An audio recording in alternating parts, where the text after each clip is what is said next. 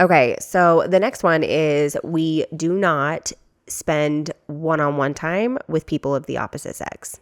Yeah. Period, the end. Friends, I mean, obviously, like your family, like a cousin or a sister or something is fine. Yeah. But like friends, coworkers. We don't do it one-on-one. Now, we'll go with other people. Sure. And like if I've got one of my best friends, love her. Shout out to you, Wex. Oh, yeah, we've talked about Wex. Yeah, we've talked about Wex. Or even Kara. Kara's another one. Kara's incredible. But I've got some great female friends. I've known them for a long time.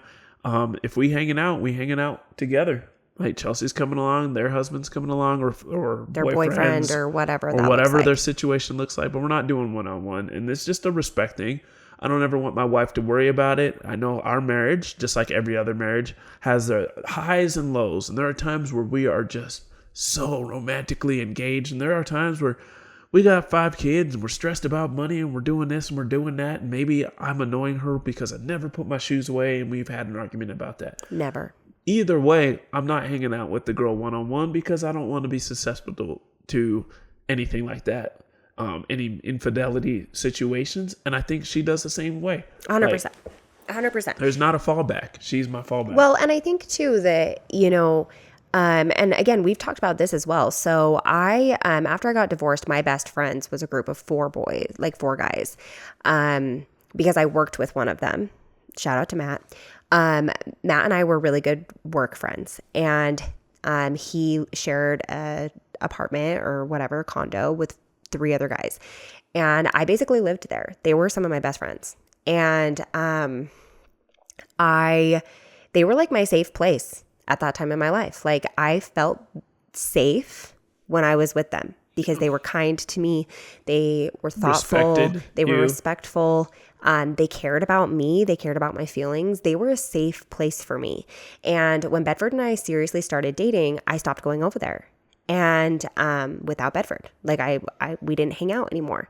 And it's because people want to paint infidelity as like this one night stand that happened in a bar, and I just went to this bar one night and there was this girl and I've never met her before and we don't have any attachments whatsoever, but also we just ended up sleeping together and it was a one-time thing and I'm really sorry about it. And I'm sure that happens. I am certain that happens. Okay, not what happens most. But really, what happens most of the time is I have created this safe place somewhere else where I feel secure and safe to be myself, and to let go and to whatever, I don't feel like these people would judge me. I don't feel like, and when you are struggling in your marriage and you have another place that is like your safe place, that can be dangerous. Yep. Especially if that person is someone of the opposite sex. Like, I mean, again, 2 of the guys,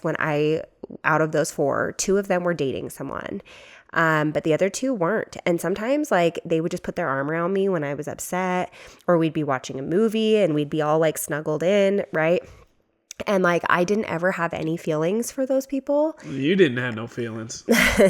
But again, I felt like I could be honest with them. We were close, and that just wasn't an appropriate thing for me to continue, right? So we just decided that we were going to stop those things. That doesn't mean that those friendships ended. Like for a long time, I mean, our lives have gotten busy. Yeah, we don't really hang out with nobody other than, like, we have our like 1 or 2 like really, really close friends. Yeah. And they're couples and they have a million kids just like us. Right. But for a long time, we would hang out with Matt, even just the 3 of us sometimes. Like we would go out to dinner, we'd hang out, he'd come over, hang out with the kids. Like we would hang out with Wex. Like it was, we hung out still. Our friendships weren't over because we got married. It's just that they looked different.